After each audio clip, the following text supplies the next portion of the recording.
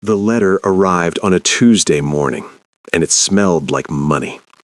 Heavy cream paper, a wax seal pressed so deep you could feel the ridge with your thumb. Vivian Calloway had seen enough of these letters to know exactly what they meant. Not just wealth, old wealth, the kind that didn't ask, the kind that simply summoned. The Duke of Weston requests the services of Miss Calloway for the creation of a wedding gown for Lady Cecily Weston. You are expected at Weston House, Mayfair, this Friday at 10 o'clock.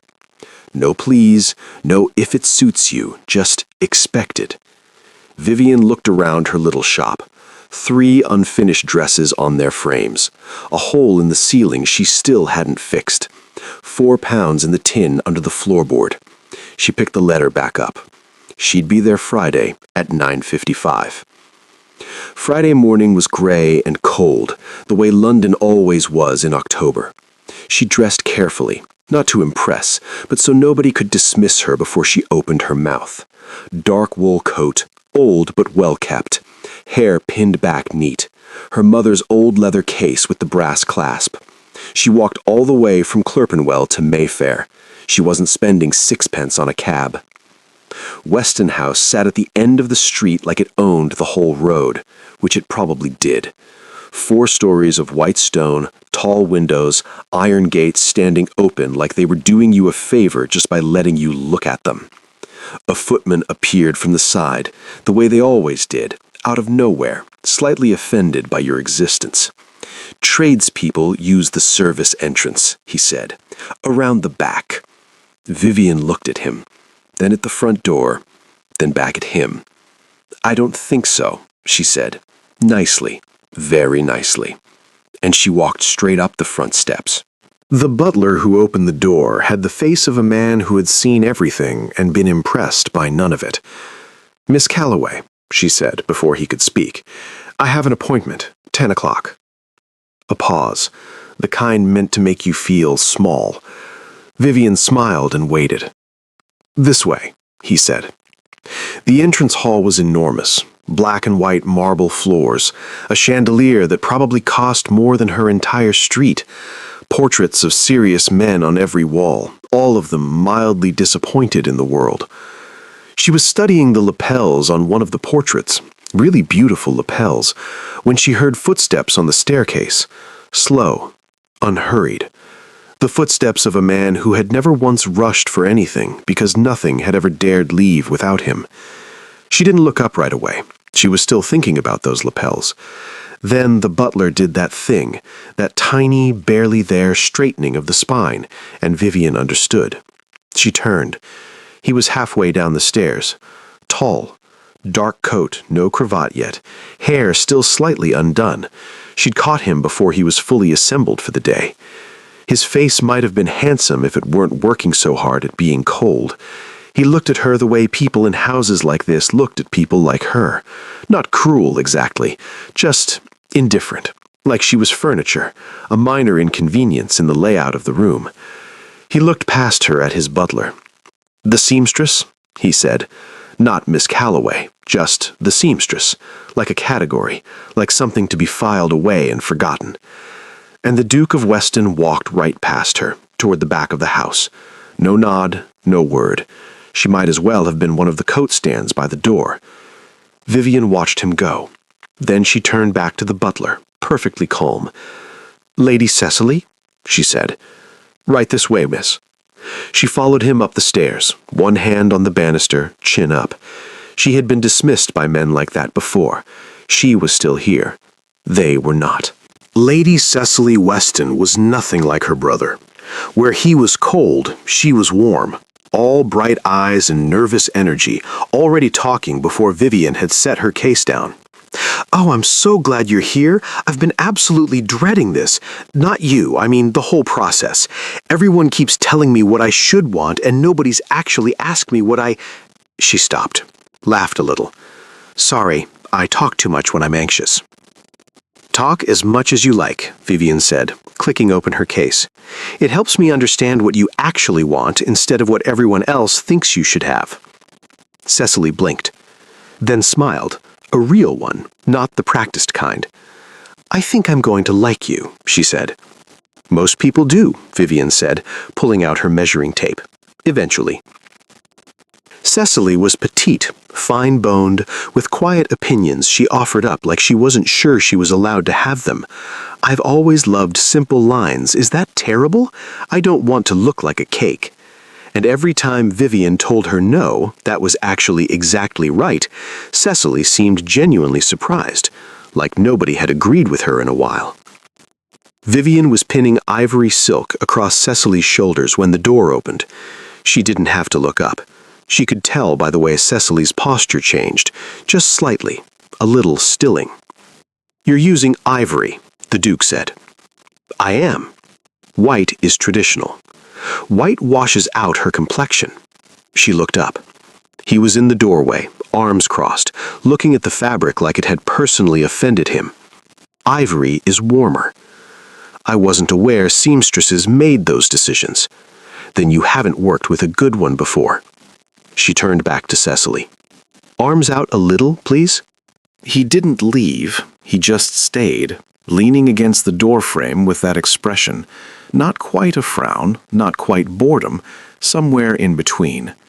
Vivian ignored him with the focused discipline of a woman who had been ignoring difficult men her entire life.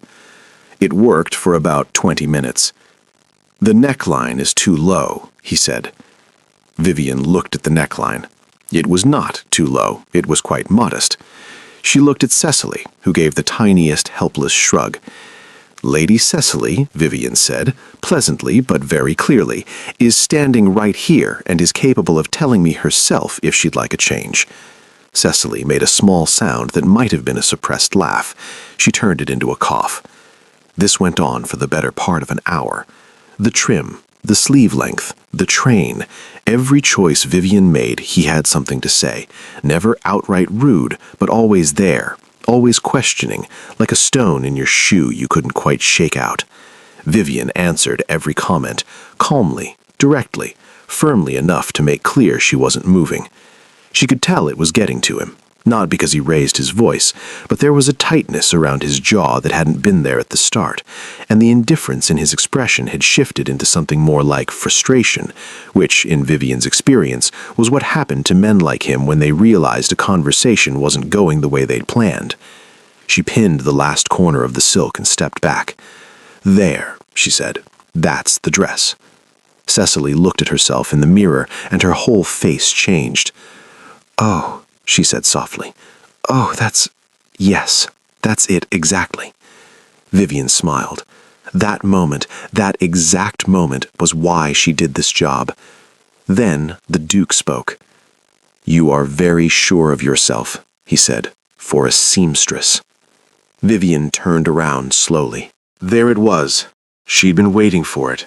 Men like him always got there eventually. When the quiet dismissals didn't work, when the interruptions didn't work, they reached for the thing they thought would finally put you in your place. She looked at him.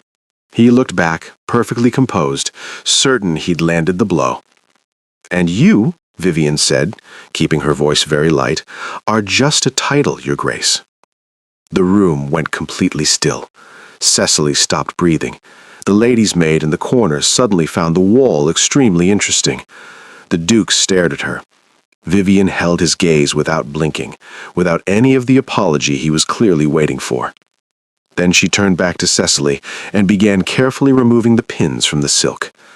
"I'll have the first sketches ready by Monday," she said in her normal voice, like nothing had happened at all. "We should talk about the veil." Cecily pulled herself together in about 4 seconds. "Yes," she said, a little breathlessly. "Yes, let's." The Duke stood there a moment longer. Then he left. No word, no slam of the door, just footsteps down the hall, slow and deliberate, fading away. Vivian kept her eyes on the silk in her hands, but in the mirror, just for a second, she caught Cecily looking at her with an expression that was equal parts shock and absolute delight. She allowed herself one small smile. Just one. By the second visit, Cecily was saving her the good chair. Not the stiff-backed one by the window meant for formal guests, the soft one, near the fireplace, with the worn armrest that meant somebody actually used it. Vivian noticed these things. She noticed most things. This was how it had started. Small things. Cecily remembering how Vivian took her tea, Vivian remembering that Cecily hated long sleeves because they made her feel trapped. Little exchanges that had nothing to do with the dress and everything to do with two women simply getting on. Vivian hadn't expected it. She didn't usually get attached to clients, but there was something about Cecily, that mix of brightness and uncertainty, like a person who'd been told so many times to be quieter that she'd half believed it, that made Vivian want to stay a while. So she did. They were going over ribbon samples, spread across the bed in a mess of ivory and blush and pale gold, when Cecily said, out of nowhere, "He wasn't always like that, you know." Vivian looked up. She didn't ask who. They both knew who. James. He used to be different. He laughed more. Then there was a woman. Cecily picked up a ribbon, rubbed it between her fingers. Her name was Charlotte. They were together nearly 2 years. Everyone assumed they'd marry, but her family didn't approve. Old rumors about ours, the kind that get passed around at dinner parties until everyone believes them. Charlotte's mother told her she'd be ruined by association, so Charlotte ended it, wrote him a letter, and left for the countryside the same week. "How long ago?" asked Vivian. 4 years. Cecily set the ribbon down. He goes to the dinners, does all the things he's supposed to do, but he's just not there anymore. Not really. She gave a small, sad smile. So when he's difficult with you, it's not personal. It's more that he doesn't trust anyone anymore. He doesn't need to trust me. He just needs to let me do my job. Cecily laughed, a real one. They went back to the ribbons. Vivian held the pale gold up against the ivory silk and something clicked. The right warmth, the right weight. "This one," she said. Cecily's face lit up. That sudden lighting, like she'd been waiting for someone to just decide something on her behalf for once. "Perfect," she said. Then softer, "I really am glad James hired you." "He didn't hire me," Vivian said pleasantly. "He summoned me. There's a difference." Cecily laughed. Then the laughter faded, just a little, just at the edges. Vivian noticed. "Is everything all right with the wedding?" A pause, too long for yes. "Of course," Cecily said, bright voice, practiced smile. Vivian had spent her whole life watching women say, "of course," when they meant absolutely not. She didn't push, she just waited, letting the silence do the work. Cecily lasted about 30 seconds. "Last Thursday, I sent a note to Robert, Lord Ashby, about the rehearsal dinner. His man came back and said he was at his club." She stopped. "But I'd seen him that morning. He said he was going to his estate in Hampshire, for the week." "So he lied," Vivian said, simply. "People forget things," Cecily said quickly. "Plans change. He probably—" "Cecily." She stopped. Her hands were folded very tightly in her lap. "I asked around," she said, barely above a whisper. "Apparently, Lord Ashby has been seen, rather regularly, with a Miss Hartwell, in circumstances that would not be considered. They say there was an understanding between them before he and I were introduced." The fire popped. A clock ticked somewhere down the hall. An understanding. That was the word they used when they meant a promise, when they meant something that looked very much like an engagement, just without the announcement. "Does your brother know?" Vivian asked. "No." Fast, certain. "I don't know what to do with it. Maybe it's gossip. Maybe it's nothing. I'm getting married in 8 weeks, Vivian." What Vivian actually thought was, Robert Ashby is standing at an altar with 2 women and only one of them knows it. She thought it. She didn't say it. "We'll keep working on the dress," Vivian said, "and we'll figure the rest out." It wasn't much, but Cecily nodded like it was enough for now. Neither of them noticed the door. It was open, just a crack, the way doors sometimes were in big houses, left unlatched and never quite closed again, enough for someone in the hallway to hear the shape of a conversation. The Duke of Weston stood very still on the other side of it. He hadn't meant to stop. He'd been passing, that was all. And then he'd heard Cecily's voice, too quiet, too careful, and his feet had simply stopped moving. He hadn't caught everything, just fragments. Lord Ashby, Miss Hartwell, an understanding. And Vivian's voice, low and steady. We'll figure the rest out. We. When had this woman become we with his sister?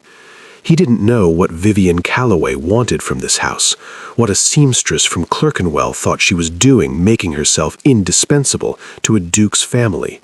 But he was going to find out. He walked away from the door, slowly, quietly, the way he did everything. Vivian hadn't meant to stay so late, but the beading on the bodice was fiddly work, the kind that couldn't be rushed, the kind where one crooked stitch ruined 3 others, and by the time she looked up, it wasn't evening anymore. It was properly, thoroughly night. Weston House at midnight was a different place entirely. During the day it hummed, servants, footsteps, distant clatter. Now just silence and the occasional groan of old walls. The fire had burned down to embers. Her candle was nearly gone. She needed light. Cecily had mentioned the library once. 2nd floor, end of the east wing. James keeps it warm because he's always in there. Vivian figured a library would have candles. Libraries always had candles. The door was slightly ajar, a thin line of warm light underneath it. She pushed it open. The fire was very much alive, properly stacked, properly burning.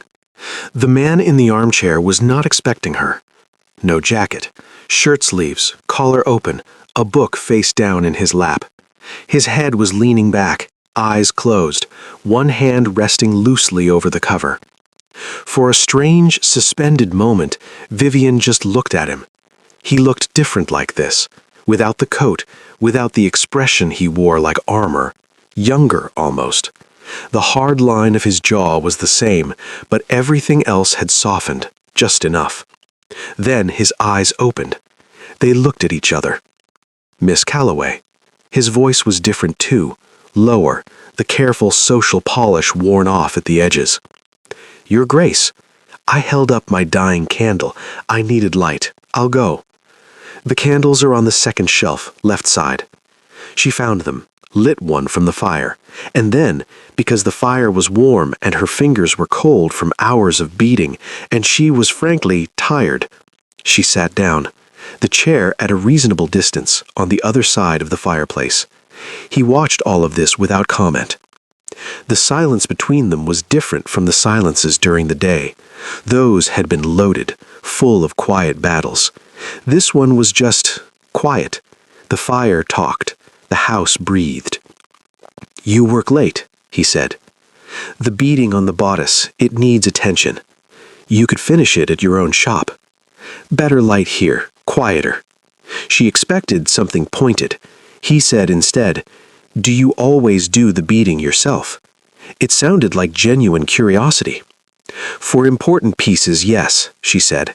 I don't trust anyone else with it. Why not? Because it matters. Simply, without emphasis. The bride wears this once. She remembers it her whole life. Every stitch matters. He was quiet, turning her over in his mind the way he did, like a problem he was trying to find the angle of. That's not how most people in your trade think, she said. I'm not most people. No, he said, and there was something in his voice she couldn't quite name. You're not. She should have taken her candle and said goodnight. Instead, she said, Cecily told me about Charlotte. She felt him go still. Not visibly, but something in the room changed. She wasn't gossiping, Vivian said, eyes on the fire. She wanted me to understand. A long pause. And do you? Quiet, not angry, just careful. I understand that someone let you down, she said, and that it changed things. It didn't change things, he said. It clarified them. She looked at him, staring at the fire, jaw tight, but his voice was not bitter.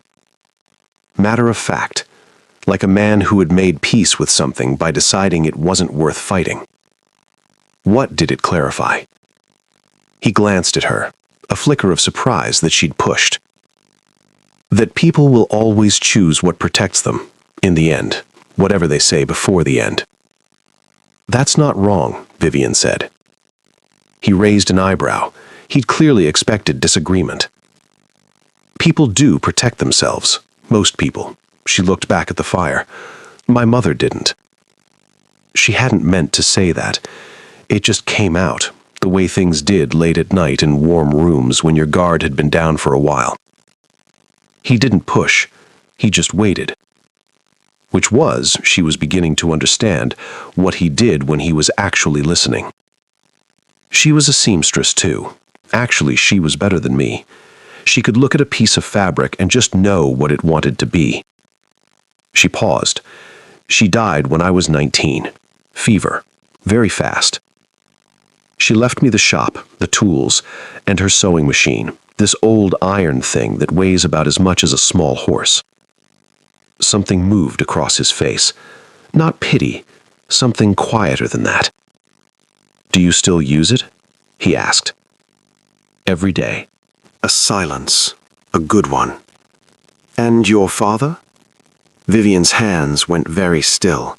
She'd always had her answer ready, the clean, easy one that didn't require follow-up. I don't know, she said. Which was true. It was just not all of the truth. She felt his eyes on her face. Whatever he saw there made him not ask the next question. He had the intelligence, she was realizing, to know when a door was closed. He looked back at the fire.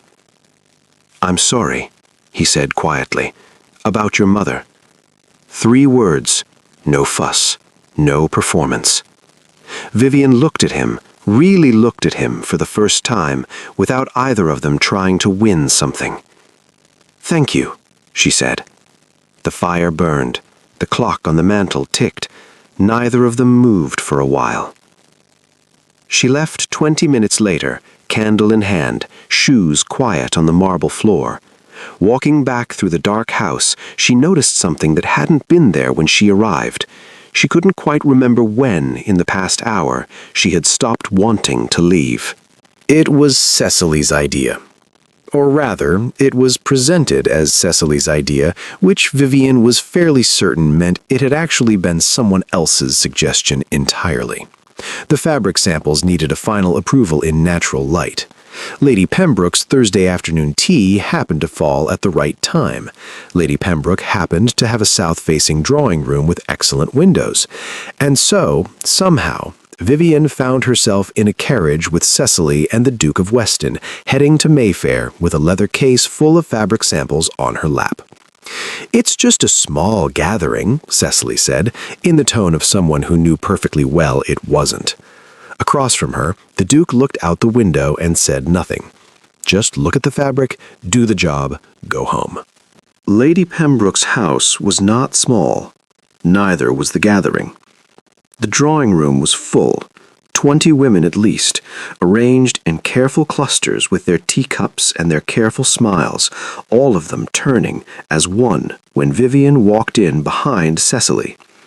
She felt it immediately, that shift in the air, eyes moving over her, coat, case, face, and then moving to each other with the small, quick language of women who had known each other for years. Lady Cecily, a woman materialized from the left, tall, somewhere in her 50s, the kind of face that had been beautiful once and had since decided to become formidable instead. Lady Pembroke, Cecily smiled. Thank you so much for having us. Lady Pembroke's eyes moved to Vivian, moved over her, moved away. And you've brought your seamstress. The word landed the way it was meant to. Not quite an insult, just a category, a reminder. Miss Calloway, Cecily said warmly, she's making my gown. How practical. Lady Pembroke said, and turned back to Cecily. The fabric approval took 10 minutes. The south-facing windows were excellent. Vivian could see immediately that the ivory was right, that the pale gold trim would catch beautifully, that every choice she'd made in the dim sewing room held up perfectly in the sun. She was making a note in her small book when she became aware that someone was standing very close behind her.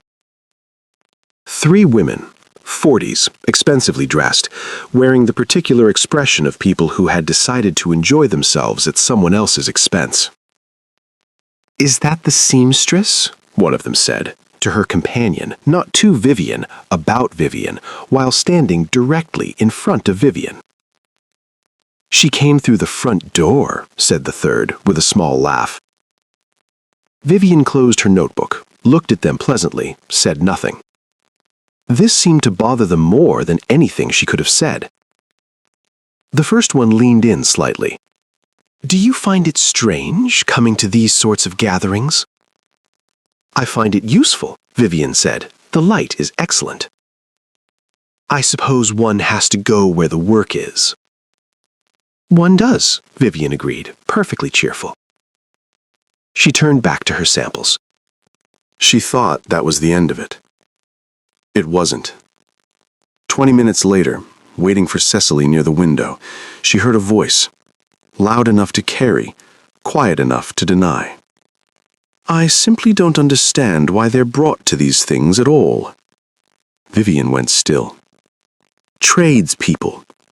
The voice belonged to an older woman, heavy silk dress, a small fortune in pearls, the countess of something. "Everyone is too polite to say anything, but there's a reason these things have always been done a certain way, certain rooms for certain people. It's not cruelty, it's just—" a small, satisfied pause. "Order." "Don't. Just don't. 30 more minutes and you're in the carriage." But then the Countess turned, looked directly at her, and said, clearly, loud enough that the 3 nearest conversations went quiet, "Why exactly are these people let in?" Not she, not even the seamstress, these people. The room held its breath. Vivian turned around slowly. She had her answer ready. She always had her answer ready. Something clean and sharp that would make the point without giving anyone the satisfaction of seeing her rattled. She opened her mouth, and then a voice came from her left. "Because I invited her." She hadn't heard him come up beside her. The Duke of Weston stood perhaps 2 feet away, hands clasped behind his back, looking at the Countess with an expression of absolute, glacial calm. Every head in the room had turned. "Your Grace, I simply meant—" "I know what you meant, Lady Ashworth." His voice was perfectly level, pleasant even. The pleasantness of a very cold place. "Miss Calloway is here at my request, working on a commission for my family. She came through the front door because that is how guests are received at Weston House." A pause, brief, precise, like a blade being set down on a table. "I was not aware your own house operated differently, though I confess I haven't paid close attention." Complete silence. "I meant no offense," Lady Ashworth said. "Of course not," the Duke said, with a smile that meant the opposite. "You never do." He turned away from her, cleanly, finally, the way you closed a book, and looked at Vivian. "Are we finished with the samples?" Normal voice, like nothing had happened. Vivian looked at him. She had been handling rooms like this her whole life. She had her answers, her defenses, her quiet dignities. She had never, in 20 years of walking into houses she wasn't quite welcomed into, had someone step in front of her like that. She didn't know what to do with it. "Yes," she said. "We're finished." In the carriage on the way back, Cecily talked, something about the curtains in Lady Pembroke's drawing room, and Vivian watched London pass outside the window and said very little. The Duke sat across from her, looking out the window, saying nothing. Once, and only once, she glanced at him. He was already looking at her. Neither of them said anything. He turned back to the window. Vivian looked down at the case on her lap and tried to organize her thoughts into something sensible. She couldn't quite manage it. She didn't sleep well that night. It wasn't Lady Ashworth's face she kept seeing when she closed her eyes. It wasn't the drawing room, or the silence, or the careful cruelty of women with too much time and too little opposition. It was him, because I invited her. She understood people. She'd made a quiet study of them her whole life. She understood Lady Ashworth. She understood Cecily. She even understood the Duke's coldness, his walls, his careful distances.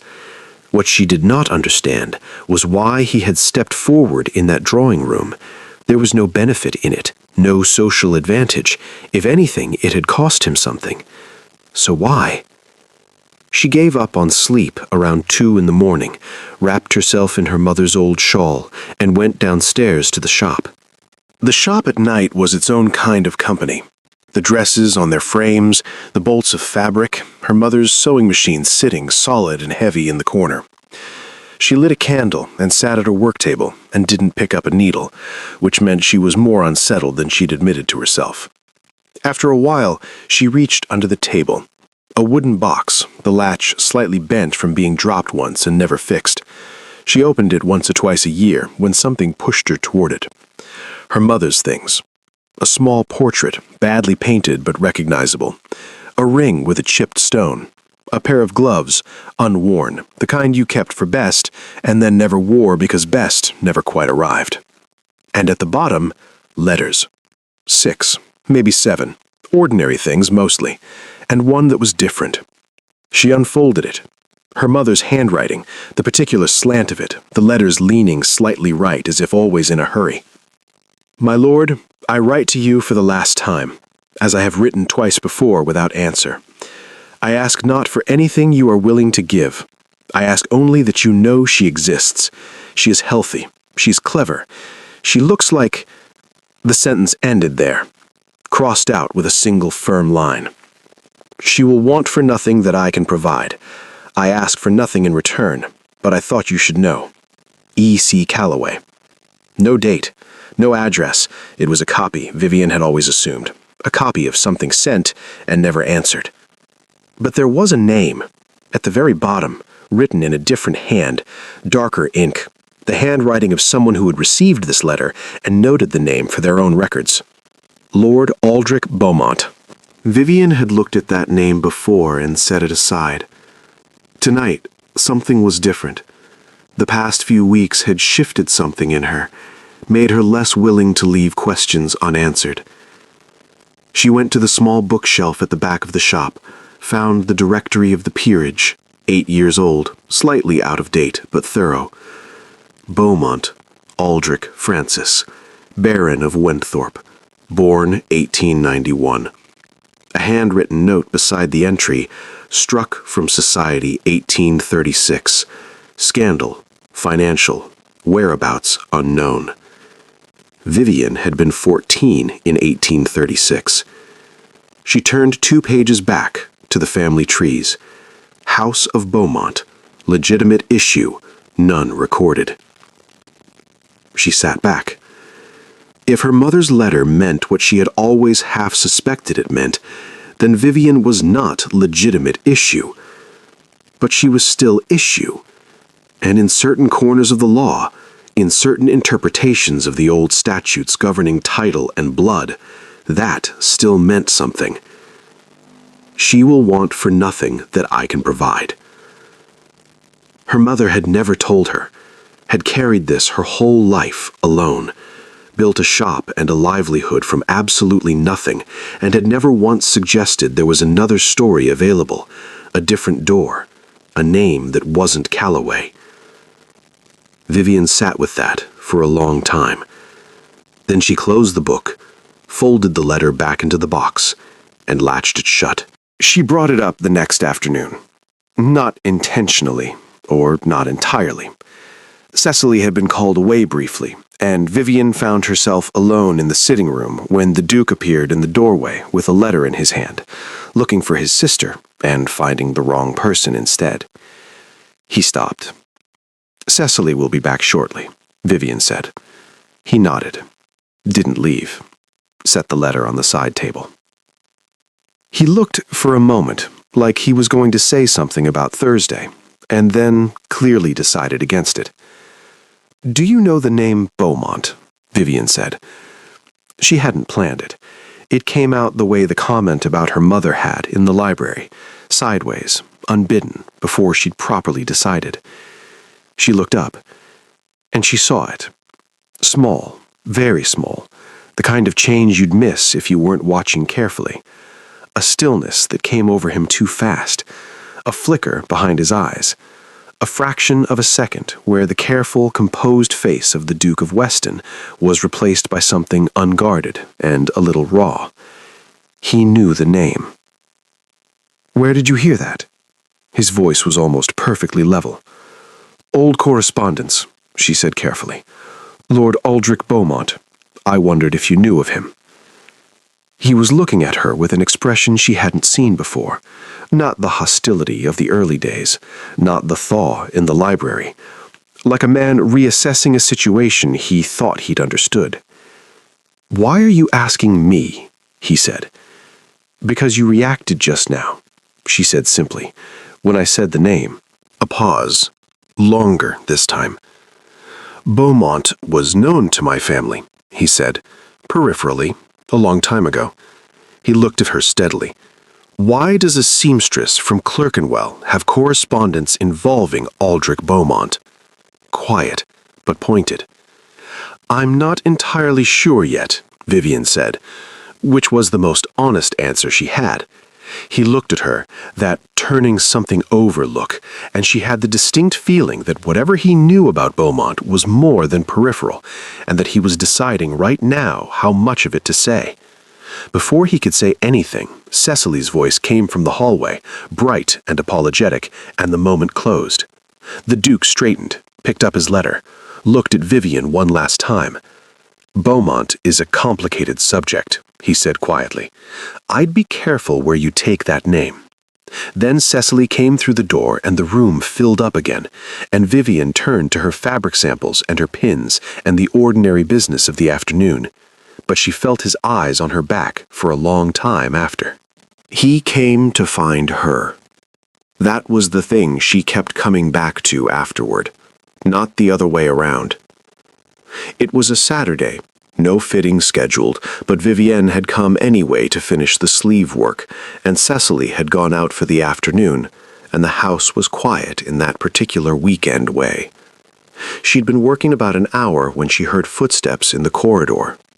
Unhurried, deliberate. She knew those footsteps. He knocked, which she had never done before. "Come in," she said. He was in his riding clothes, still carrying a faint cold air quality about him, his hair slightly wind-blown, less assembled than usual. She was beginning to think she preferred him that way, which was information she kept very firmly to herself. "You asked about Beaumont," he said. "I did. I've been thinking about it since." He moved to the window, stood with his back to the glass, arms crossed, looking at the middle distance in the way he did when organizing his thoughts. "I'll tell you what I know, but I'd like to understand first, where did the correspondence come from?" Vivienne set down her needle. She still wasn't sure it was wise to say any of it to this man in particular, but she was increasingly sure it was necessary. "It was my mother's, a letter she wrote to Beaumont. She wanted him to know—" She paused. "That I existed." The room was very quiet. He looked at her. She looked back. All the things that sentence implied sat between them in the air, unsaid, not needing to be said. "I don't know that it means what it seems to mean," she said. "I have a letter and a name, that's all." "But you think it means what it seems to mean." She said nothing, which was its own answer. "Sit down," she said. "Please, you're making me nervous standing there like that." He looked surprised that she'd said please. Then, slowly, he sat. "Tell me about him, Beaumont." "His name was Aldrich Beaumont. He and my father were friends from boyhood, school, Cambridge, London, inseparable for about 20 years. He looked at his hands. "My father made him sound remarkable. Funny, generous, too clever for his own good. What happened? Money. Beaumont had debts built up over years. When they became impossible to ignore, my father could have helped him. He had the means, and Beaumont was his oldest friend. But there were social considerations. His position, the family name. He said family name in a tone that made clear what he thought of that reasoning. He didn't help him. Worse, the rumors about Beaumont's finances were already circulating, but my father didn't stop them. In certain company, he elaborated, added detail, the kind that closes doors permanently. A pause. Beaumont was finished within a year.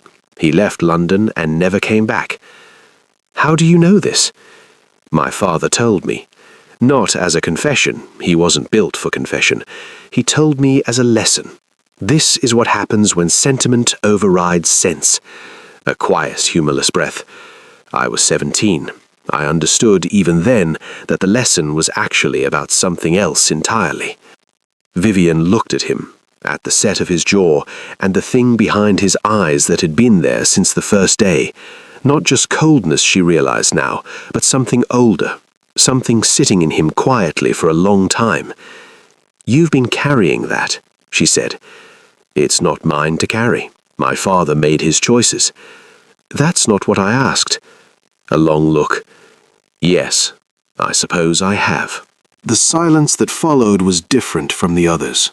Not uncomfortable, just full, the way a room felt after something true had been said in it. He never answered her letter, Vivian said.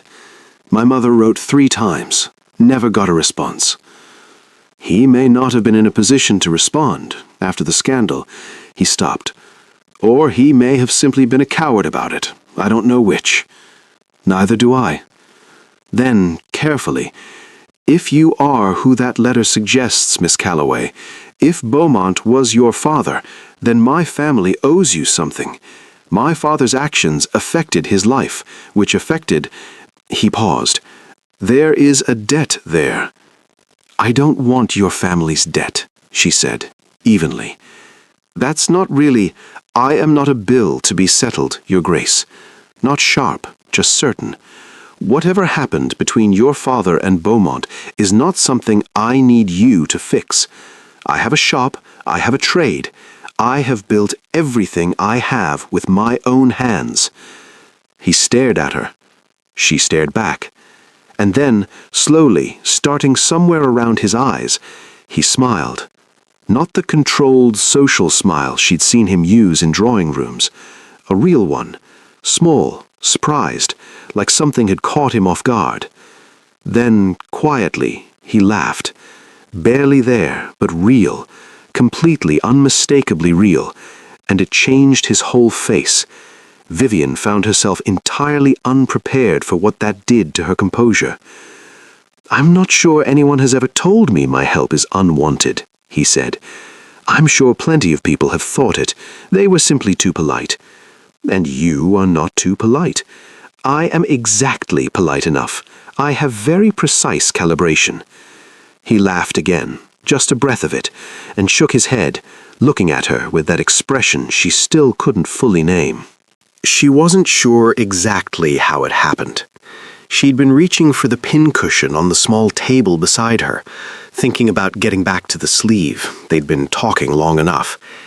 He leaned forward at the same moment, perhaps to stand. Their hands met on the arm of the chair. Not dramatically, not the way it happened in stories, just the simple, quiet fact of his hand and hers, an inch of contact, warm and entirely accidental. Neither of them moved. She should have pulled away. He should have pulled away. The correct thing was for one of them to move and for there to be a brief mutual pretense that it hadn't happened. Neither of them did the correct thing. When she finally looked up, he was already looking at her, close enough to see that his eyes were not simply dark, as she'd assumed, but a very deep brown with something warmer underneath. Miss Calloway, he said, very quietly. Your Grace, she said. Then, from downstairs, a door. Cecily's voice in the entrance hall, bright and carrying. "James? James, are you home?" They moved at the same time, naturally, unhurried.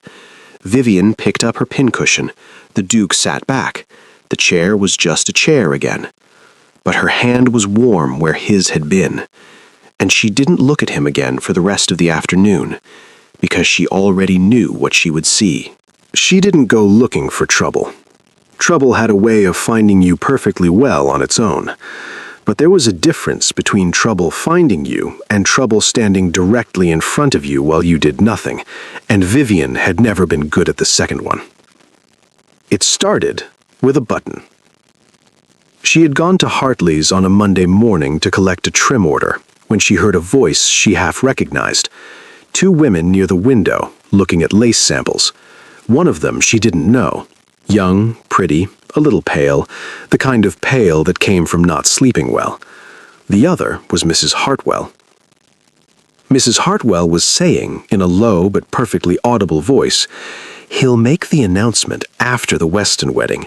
Once that business is dealt with, everything moves forward." That business. Cecily. Cecily, who was 8 weeks from her wedding. Cecily, who had said, "Maybe it's gossip," in a voice that had hoped very much that it was. Vivian paid for her trim and walked out onto Bond Street. She stood in the cold October air for a moment. Then she made a decision. It took her 4 days. She was not a spy. She was a seamstress. What she had was a sharp eye, a good memory, and 20 years of moving through London in the particular invisible way that tradespeople did, present in rooms, overlooked in rooms, overhearing things that the room's occupants would never have said if they'd remembered she was there. She used all of it. By Thursday, she had 3 things. A note passed between Lord Ashby and Miss Hartwell at a concert. She hadn't intercepted it, but she'd watched it pass, and she'd watched Miss Hartwell's face when she read it, and that face had said everything about a woman who believed she was promised something. A conversation, overheard at a dressmaker's, between 2 women who spoke about the Hartwell-Ashby understanding as established fact. Everyone knows it's been 2 years, poor girl's been waiting. And a letter. Not stolen, she would not steal, but Miss Hartwell had been at Hartley's again on Wednesday, had set her reticule down, and it had fallen, and Vivian had helped gather the contents, and for approximately 10 seconds she had held a folded note in Lord Ashby's handwriting that began, "My dearest E," and ended, "Your patience will not go unrewarded. The situation resolves itself in November." November. 1 month after the wedding. She had handed it back without expression and walked away, but she had seen it. She went to Weston House on Friday afternoon, not for a fitting. She asked for the Duke. The butler gave her a look. She sat down in the entrance hall with her hands folded in her lap and waited. 20 minutes, deliberate, she suspected. Then she was shown to the formal study, a room with a desk between them. "Miss Calloway, this is unexpected." "I know. I apologize for coming without notice." She sat without being asked. "I need to tell you something about Lord Ashby, and I need you to actually listen, which I understand may require some effort." A pause. "That's a remarkable opening," he said. "It's a remarkable situation." He set down his papers, sat. "Go on." She told him everything. Cleanly, in order, without dramatics. She watched his face move through attention, focus, a tightening around the eyes. When she finished, the study was quiet. "You're describing overheard conversations and a letter you glanced at for 10 seconds, he said. "Yes." "None of which you can produce." "No." "And you expect me to act on this?" "I expect you to investigate, which you have the means to do and I don't." He stood, moved to the window. She waited. "Why?" he said, with his back to her. "You're a seamstress. You have a commission. The dress is nearly finished. In 8 weeks you'll be paid and go back to Clerkenwell." He turned around. "Why does this concern you?" She looked at him. "Because I won't let Cecily be left the way I was left," she said. It came out quieter than she intended, more naked. He went very still. My father, whoever my father was, he knew I existed. He chose not to know me. My mother spent 19 years raising me alone and never once complained, but I saw what it cost her. She kept her voice even. Cecily thinks she is building something real. She trusts this man, and he is standing at an altar with two women, and only one of them knows it. She met his eyes. I won't watch that happen. The study was absolutely silent. She saw it, what her words had done to him, moving across his face slowly like weather. Not just the information about Ashby, the other part, the way I was left, the parallel she hadn't meant to draw quite so clearly, Beaumont abandoning her mother, Charlotte abandoning him. Both of them left, both of them carrying it still. He looked away first, one hand against the window frame, his back to her. When he turned around, his face was resolved. I'll look into it, properly. I have a man who handles these matters discreetly. A pause. If what you've described is accurate, it's accurate. He looked at her. Believed her. Then Ashby will not marry my sister. Simply. Finally. It happened the following Tuesday. Vivienne wasn't there. She heard about it afterward from Cecily, in fragments, over an emotional hour in the sitting room. The Duke had moved quickly.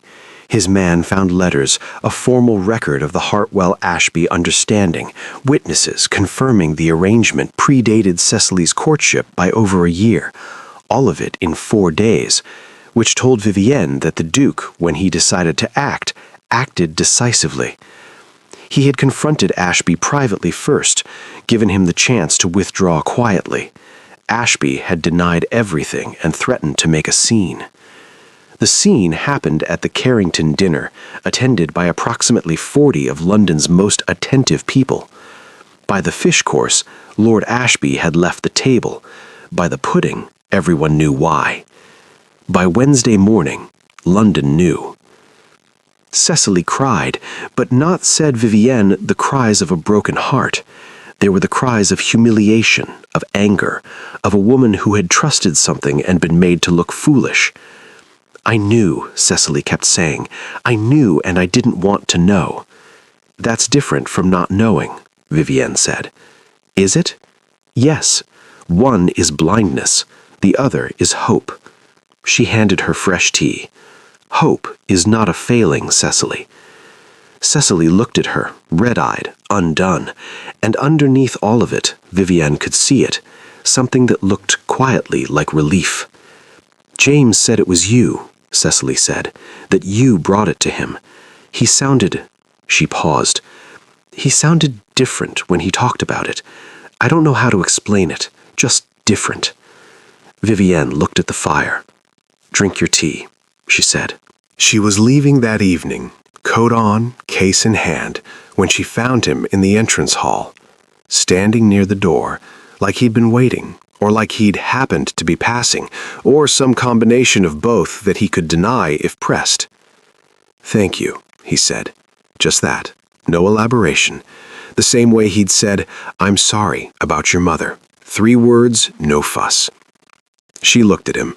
This man who had stepped in front of her in a drawing room and listened across a desk and moved heaven and earth in 4 days for his sister, who carried his father's guilt like a stone in his chest, who had laughed, really laughed, exactly once in her presence. She's going to be all right, Vivienne said. Cecily, she's stronger than she looks. I know, he said. She gets it from somewhere. And he looked at her when he said it, just briefly, before looking away. Vivienne picked up her case and walked out the front door, into the cold London evening, where the lamps were just coming on and the streets smelled like coal smoke and autumn, and she walked the whole way home to Clerkenwell because she still wasn't spending 6pence on a cab. But she was smiling. Just a little. Just the whole way home. London talked. This was not surprising. London always talked, but usually it was about someone else, some other family, some other scandal. This time it was about them. Vivian heard it first from her neighbor, Mrs. Pell, who appeared at the shop door on a Wednesday morning with a basket of eggs she didn't need to deliver personally. "There's talk," Mrs. Pell said. "There's always talk," Vivian said, not looking up. "About you. About you and the Duke of Weston." Vivian looked up. "Someone saw him defend you at Lady Pembroke's. Someone else saw you arrive at the house on a day with no fitting. People are connecting things. People always connect things regardless of whether there are things to connect. Vivian, I'm a seamstress finishing a commission, that is all." Mrs. Pell looked at her for a long, unconvinced moment. "Of course it is," she said, in a tone that meant the opposite, and left. By Friday, 2 clients had canceled appointments. No explanations, these things were never explained, just brief, polite notes. Vivian read them, set them on the counter, and went back to the beating. But she felt it, that particular chill, the one that reminded her of the terms of her existence. She was tolerated when she was useful and invisible. She was not tolerated when she became visible for the wrong reasons. She knew this. She had always known this. She just hadn't, until recently, had quite so much to lose. The Dowager Duchess of Weston arrived on a Saturday morning without warning. Just a carriage that stopped outside at 11 o'clock, and a woman who stepped out of it with the air of someone who did not send notes ahead because notes implied the possibility of refusal. The Dowager was perhaps 60, tall, with the Duke's dark eyes and considerably less ambiguity about how she used them.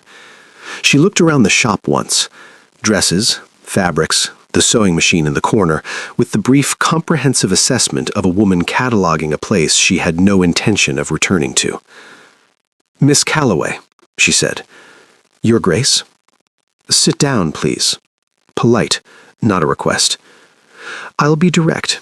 My son has shown you a particular attention that has not gone unnoticed. I don't know the nature of that attention, and I don't need to. What I need is for it to stop." She folded her hands in her lap. "You are clearly an intelligent woman, capable. I have no quarrel with your ability. I have a quarrel with your ambition." "I haven't expressed any ambition," Vivian said. "You don't need to. You simply need to exist in my son's vicinity, and ambition is attributed to you." Her voice was not unkind. That was almost the worst part. She wasn't being cruel. She was being practical. "My son is the Duke of Weston. He has obligations, a position that requires a certain kind of match. You understand this." "I understand it perfectly." "Then you understand that whatever has developed between you cannot continue." She reached into her reticule and placed an envelope on the work table. "For your inconvenience and your discretion." It sat there between them. Vivian looked at it, then at the Dowager. "How much?" she said. "Enough to repair the ceiling," the Dowager said, with a glance at the crack in the plaster, "and then some." Vivian looked at the envelope for a long moment. Then she slid it back across the table. "No, thank you," she said. "Miss Calloway, I'm not here for your son's money or his attention or his name. I'm here to finish a dress. Quiet, clear. You don't need to buy my discretion. I have my own." A silence. The Dowager looked at her for a long moment, those dark eyes, the Duke's eyes, reading her the way her son read her, and something moved across her face that wasn't quite respect, but lived just next door to it. She stood. "You're very sure of yourself," she said. "I've been told that before. By James, I imagine." A pause at the door. She looked back once. "He's not like his father, Miss Calloway. Whatever else I've said today, he's not like his father." Something shifted in her voice, briefly. "That is not nothing." Then she left. Vivian sat at her work table for a long time after. She wasn't sure if she felt strong or just tired. Perhaps both. He came on Monday. She heard the front door, came out expecting a client, and found the Duke of Weston standing in the middle of her shop in his good coat, like a very serious oil painting that had accidentally wandered into the wrong room. "My mother came to see you," he said. She did. She told him all of it, kept her voice factual. The way she'd told him about Ashby across his desk. She watched his face move through a tightening of the jaw, controlled anger, and something underneath that looked like embarrassment on behalf of someone she loved, even when they made it difficult.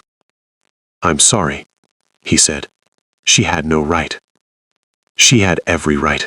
From where she stands, she was protecting her family. Vivian looked at the shop. The dresses, the sewing machine, everything her mother had built and she had kept. She's not wrong either. He went very still. "You're telling me my mother is right. I'm telling you she's not wrong. Those are not the same thing.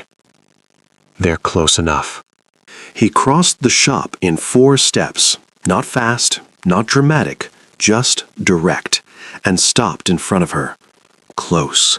The way the chair had made them close that afternoon in the sewing room, except this time there was no accident about it. "Look at me," he said. She looked at him. "She is wrong." Quietly. Absolutely. Not about the world. The world is exactly as she describes it, but she is wrong about what I want. She cannot tell me what I want. She has been trying my whole life, and she is wrong about it now. Vivian's chest did something complicated. James? His name. She'd never said it before. It came out before she could stop it, and she saw him register it, a small, involuntary thing. "Don't," he said, gently. "Don't tell me to be sensible. I have been sensible for 4 years. It has not recommended itself." She looked at him, at this man who had been left and built his walls and sat in a library at midnight and told her the truth about his father and stepped in front of her in a drawing room with 40 people watching. She had been left too. She knew what it did to a person. She also knew, underneath all the sensible things she'd been telling herself, that this was not nothing. It had never been nothing. His hand came up and tucked a loose strand of hair back from her face, gently, carefully, like something he'd been thinking about for a while, and then stayed there, at her jaw. She let him. For a long moment she just let him, and let herself, and let the shop be quiet, and the street go about its business, and all the practical, unsolvable facts of their situation exist exactly as they were. Then she leaned her head, very slightly, against his hand. It was a small thing. It was not a small thing at all. "I don't know how this works," she said. Honest, entirely honest. "Neither do I," he said. "I thought we might figure it out." "That is a terrible plan," she said. "I know," he said, and she almost smiled, and he saw it, and the hand at her jaw was warm and steady and not going anywhere. The letter came on a Thursday. Not cream paper, not a wax seal, just ordinary white paper, the handwriting of a man who had learned to write for precision rather than impression. "Miss Calloway, my name is Edmund Farrow. I am a solicitor, formerly in the employ of Lord Aldrich Beaumont of Winthrop, now deceased. A matter of some importance has arisen regarding his estate and a document he left in my keeping. I would be grateful if you could attend my offices at your earliest convenience. The matter concerns you directly." Vivian read it twice, set it down, picked up her needle, set the needle back down. She read it a third time. Then she put on her coat and went. Farrow's office was 3 flights up in a narrow street off the Strand, small, the kind of office that had accumulated paper for decades and made peace with it long ago. Farrow himself was older than she'd expected, 70s, white-haired, with the careful eyes of a man who had kept other people's secrets so long it had become his natural condition. Lord Beaumont died 8 months ago, quietly, He had been living abroad for some years, in poor circumstances, largely alone. Before he died, he made a will. He had very little left to leave, but there was one matter he was insistent upon. He opened the folder. He had been made aware of your existence, of your mother. He was given a letter. He never replied, Vivian said. No. Pharaoh looked at her steadily. I won't make excuses for him. He was not a brave man, but he was a man who at the last wanted to do one right thing. He turned a page. In his will, he formally acknowledged you as his natural daughter. Your name is recorded, legal, witnessed. He slid a document across the desk. And he left you something. She looked at it. Vivian Calloway, natural daughter of Aldrich Francis Beaumont of Wenthorpe. What did he leave? She said. Her voice was steady. She was concentrating very hard on keeping it steady. Not money. There was almost none. The title cannot pass through natural issue, but the acknowledgement, in the old statutes, the old records, it means something. It doesn't make you the Baroness of Wenthorpe, but it makes you, formally and legally, the acknowledged natural daughter of a peer of the realm. He looked at her over his spectacles. In certain circles, Miss Calloway, that is not nothing. Vivienne looked at the document for a long time. Her name, his name, both on the same piece of paper, in ink that had already dried. He died alone? She said. Yes, in Lisbon, a small house, a housekeeper who was fond of him, but otherwise, yes, alone. My mother wrote to him 3 times, she said, not angry, just saying it, putting it somewhere outside herself. I know, Pharaoh said quietly. He kept the letters. They were among his effects. He hesitated. Would you like them? She hadn't expected that. Yes, she said. Please. She walked home. She didn't mean to. It was a long way. The sky was threatening rain, but her feet just kept moving, and she let them. She didn't cry. She kept waiting for it, feeling it building somewhere behind her ribs, but it didn't come. She just walked, with the folder under her arm, through streets that had no idea anything had changed. She thought about her mother. 19 years of silence, not bitterness, not complaint, just getting on with things. She will want for nothing I can provide. And she hadn't. She truly hadn't. She thought about a man in Lisbon she would never meet. Charming, careless, not brave enough at the important moments. A man who had kept 3 unanswered letters until he died. She thought about her name on that document. Still Calloway. She would always be Calloway, her mother's name, the name on the shop door. But underneath it now, in a solicitor's filing cabinet, something else. A door she'd never known was there, slightly ajar. She didn't know how she felt about it. She went to Weston House. He was in the library. Of course he was. The door was open. He was at the desk, writing, but he looked up immediately when she appeared in the doorway, and something in her face made him put the pen down without a word. Sit down, he said. The same words she had said to him that afternoon in the sewing room. She noticed that he remembered. She sat in the chair by the fire and set the folder on her knee. She told him everything. Pharaoh, the office, the will, the document, the letters her mother had written that a man in Lisbon had kept until he died. Plainly, in order. No dramatics.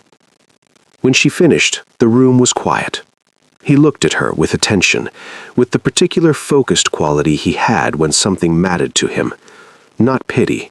She was grateful again for the absence of pity. "How are you?" he said. 3 words. The right 3 words. "I don't know," she said honestly. "I've been walking for an hour trying to work that out." He let the silence sit. He was good at that. "He kept her letters," she said quietly. "That's the part I keep coming back to.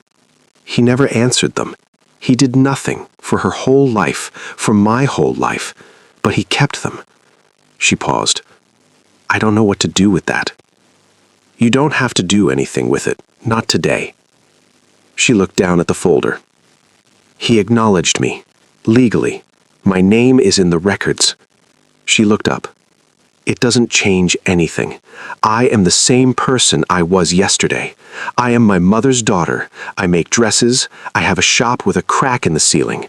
A piece of paper doesn't change any of that. No, it doesn't. So it means nothing. Vivian. She stopped. He leaned forward, elbows on his knees. It doesn't change who you are. You're right about that. You were always exactly who you are, with or without that document. But it changes other people. It changes what they can say, what grounds they have to... He stopped, chose the words carefully. It changes the conversation. She looked at him. They both knew which conversation he meant. His mother, the drawing rooms, Lady Pembroke's, the two cancelled appointments, and all the careful architecture of a world with very specific opinions about which doors were for whom. It changes things for other people, she said slowly. Not for me. No, he said, not for you. You were never the problem. Something moved through his voice, quiet and certain. You were never the problem. Rain started against the window, soft and steady the way London rain often did, not dramatic, just persistent. Vivian looked at the folder on her knee. Her mother had written 3 letters and received nothing, had built a life anyway, a good life, a sewing machine and a shop, and a daughter who knew how to hold her chin level. She thought about a library at midnight and a hand at her jaw, and I thought we might figure it out. I'm not going to become someone different because of this, she said. I know, he said. I don't want someone different. She looked at him. He looked back, steady and certain, and she thought, not for the first time, that whatever walls this man had built, she had somehow ended up on the inside of them, without quite knowing when it had happened. It still doesn't solve anything, she said quietly. No, he agreed, but it's a start. Outside, London went on in the rain. Inside, the fire burned. Neither of them moved to leave. The dress was finished on a Wednesday. Vivian hung it on the frame and stepped back and looked at it for a long time. Ivory silk, pale gold trim, the beading catching the morning light the way she'd known it would. Simple lines, nothing fussy. The kind of dress that didn't need to shout because it knew exactly what it was. Her best work, she was certain of that. Cecily cried when she saw it, happy tears, both hands pressed to her mouth. Her lady's maid cried too, which set Cecily off again. Vivian stood to one side and let it happen, which was the correct thing to do when a dress did what a dress was supposed to do.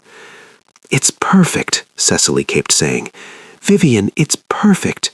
I know, Vivian said, which made Cecily laugh through her tears. She should have left after that. Commission complete, dress delivered, work done.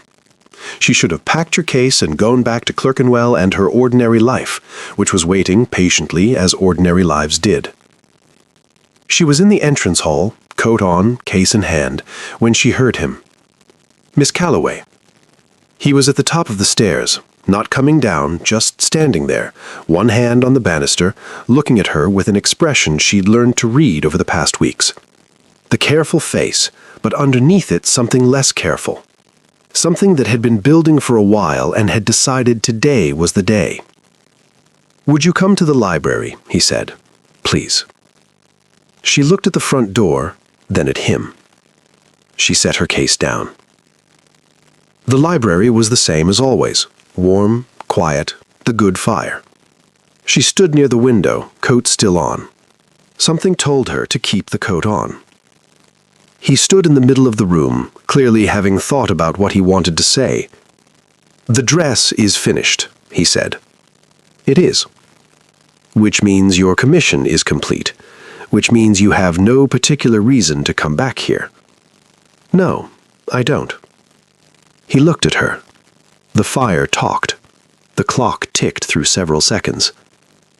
I don't want you to not come back, he said. It was possibly the most complicated sentence she'd ever heard. She almost smiled. She didn't. "James, let me say it properly." He moved to the other window, looked out for a moment, then turned back. "I have been managing. For 4 years. Everything at the correct distance, everything in its correct place. And then you came through my front door and refused to use the service entrance and told me I was just a title. And you sat in that chair at midnight and talked about your mother. And you brought me evidence about Ashby and said, 'I need you to actually listen.' And I—" He stopped, ran a hand briefly through his hair, which she had never seen him do. It made him look younger. "I am not managing anymore," he said. "That's what I'm trying to say. Badly." Vivian's hands in her coat pockets were very still. "I know what the world looks like," he continued. "I'm not asking you to pretend it's different. My mother's concerns are not imaginary, but I am asking you to stay." More quietly, "I'm asking you to marry me." The room went very still. Vivian looked at him. She had known, somewhere underneath the sensible things she kept telling herself, that it was coming. She just hadn't known what she would do when it arrived. Standing by the window in her coat, she discovered she still didn't know. "Why now?" she said. "The dress is done. My commission is finished. The whole of London is talking." She held his gaze.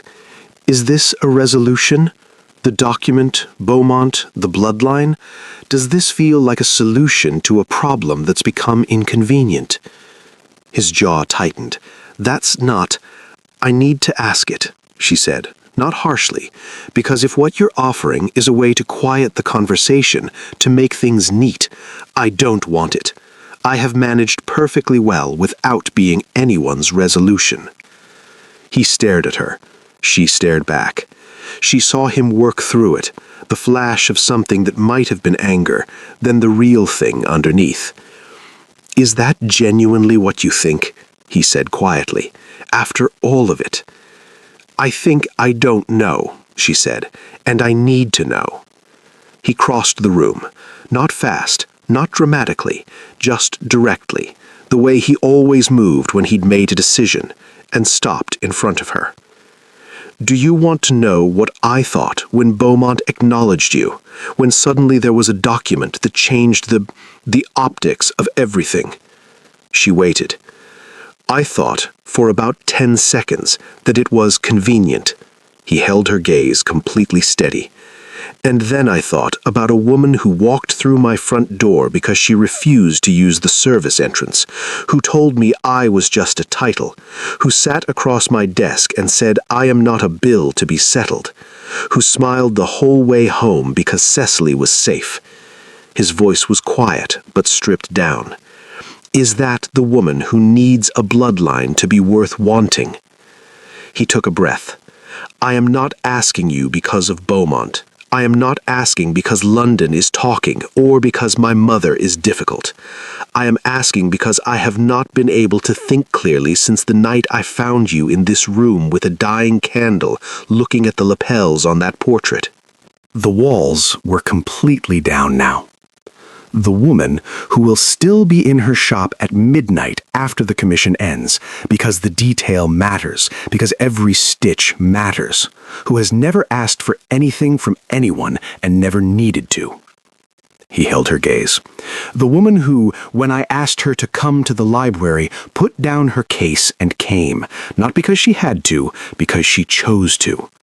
Vivian's chest was doing the complicated thing, worse than before. She believed him. That was the thing.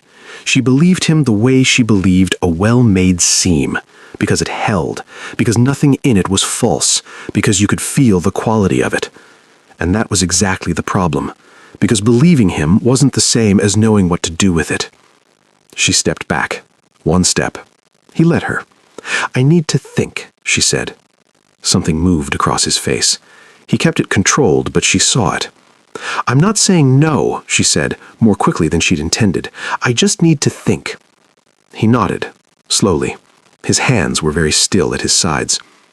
She picked up her case, wrapped her coat more closely, looked at him one more time standing in the library, beside the chair that had become her chair, in front of the fire that was always burning when she arrived, and something pulled in her chest so strongly it almost made her reach for the doorframe. She didn't.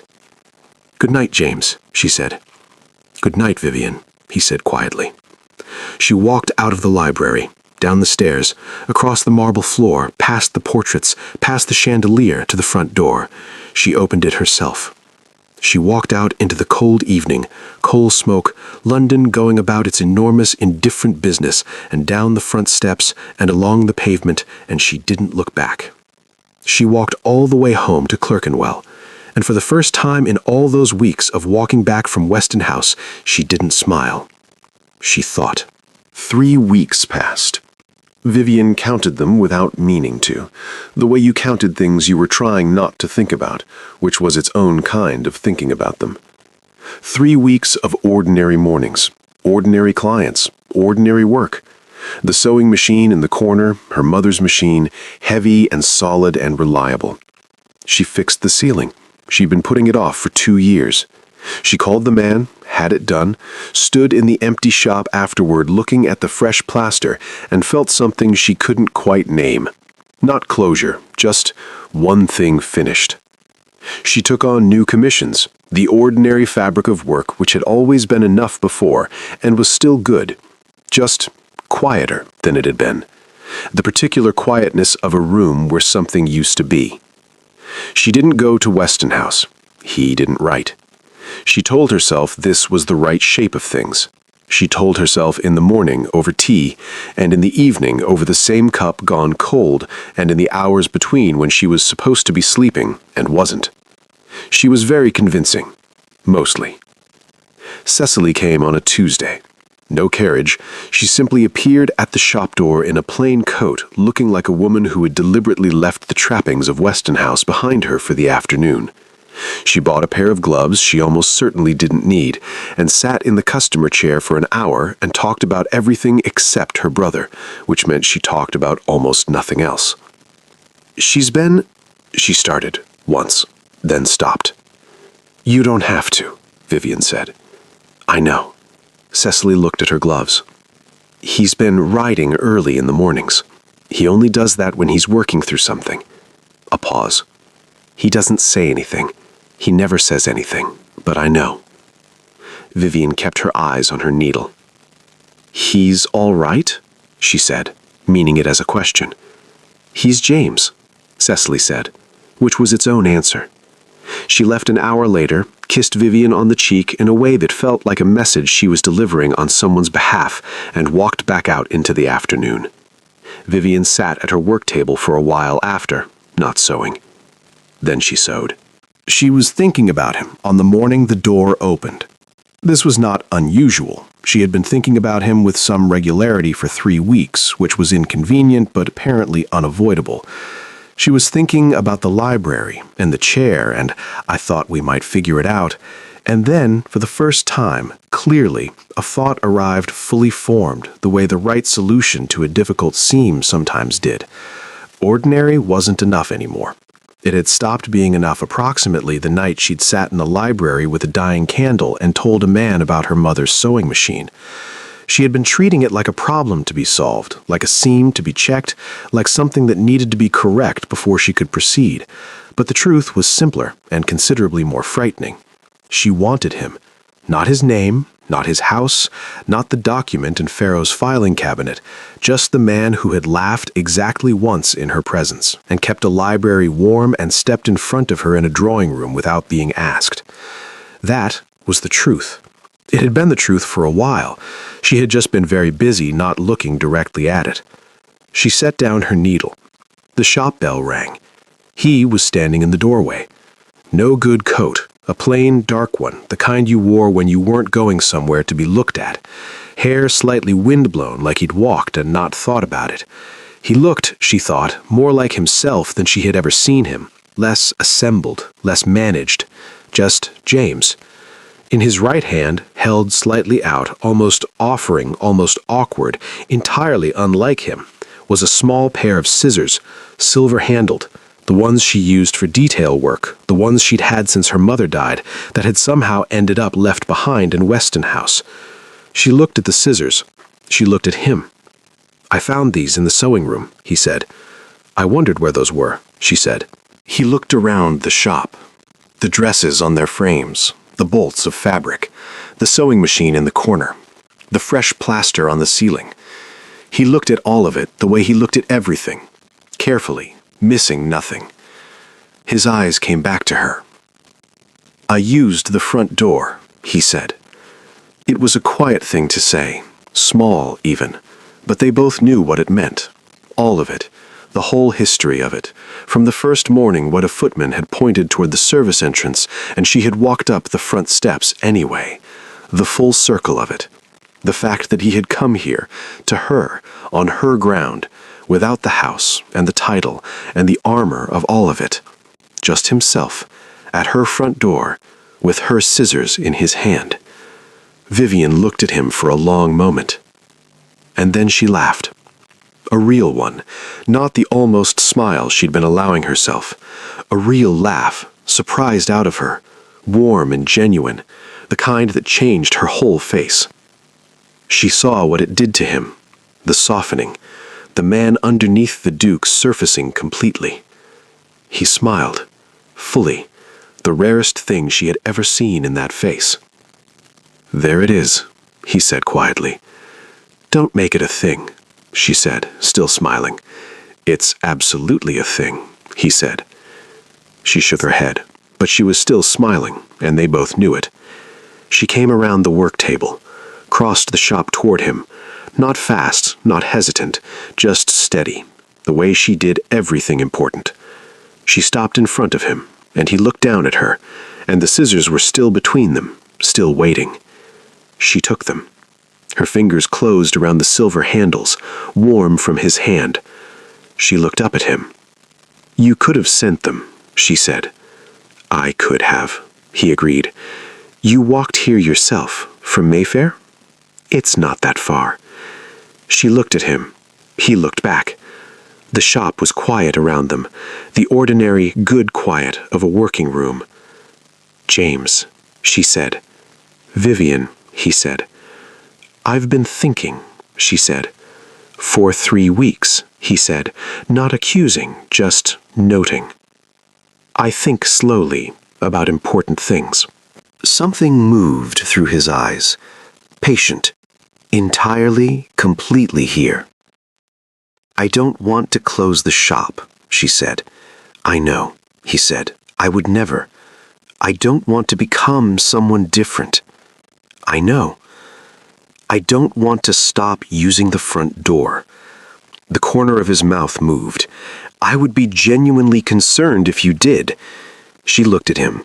At this man she had met at the bottom of a staircase where he had looked through her like furniture, who had sat across from her in firelight and told her the truth about his father, who had stepped in front of her without being asked and laughed, really laughed exactly when she had stopped expecting it.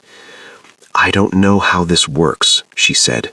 The same words as before, in the sewing room, his hand at her jaw. "You said that before," he said. "It's still true." "I know." Steady, the way he was when something mattered. "I still think we figure it out." She took one step forward, just one, closing the last of the distance, in her own shop, on her own ground, by her own choice. She put her free hand against his chest, flat, steady, and felt him breathe. "All right," she said quietly. His hand came up and covered hers, warm, certain. "All right," he said. Behind them, the front door stood open. She hadn't closed it when he came in.